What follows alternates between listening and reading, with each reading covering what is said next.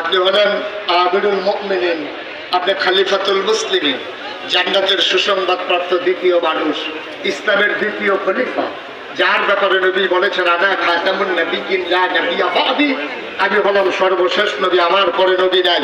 আমার পরে নবী থাকলে আমার উমর নবী হইতো। এত দামি মানুষ আপনি, আর আমি বেড়াল উমাইয়ার গোলাম, বসুইরা কামলা, উট ভেড়া দম্বা চড়াইতাম। আমার কাছে আপনি নসিহত চান? যে হ্যাঁ, আপনি নসিহত করুন।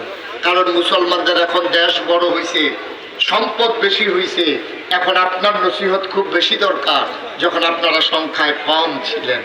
দালাল বললেন নসিহত করার মতো আমার কোনো যোগ্যতা নাই। আবার উমর বললেন তাহলে পাঞ্জাবিটা একটু খুলেন। সুবহানাল্লাহ বলবেন না? আপনি যদি নসিহত না করবেন তাহলে পাঞ্জাবিটা একটু খুলেন। বেলাল লজ্জা পাচ্ছিলেন, বিব্রত বোধ করছিলেন। তিনি আস্তে করে পাঞ্জাবিটা যখন খুললেন, উমর বললেন আমার দিকে পিঠ দিয়া বসেন। বেলাল যখন উমরের দিকে পিঠ দিয়া বসছে, দেখে যে পুরাটা পিঠের ভিতরে এইরকম গর্তের মতো হয়ে আছে, চামড়াগুলো কুচকে কুচকে এরকম ভিতরে গর্তের মতো। ওমর রাদিয়াল্লাহু তাআলা বললেন, বেলাল এই গর্তগুলো কিসের? তা আমি যখন এক আল্লাহর কথা বলছিলাম, উমাইয়া সারাটা দিন আমার উপরে নির্যাতন করেছে, ওই তপ্ত মরুভূমির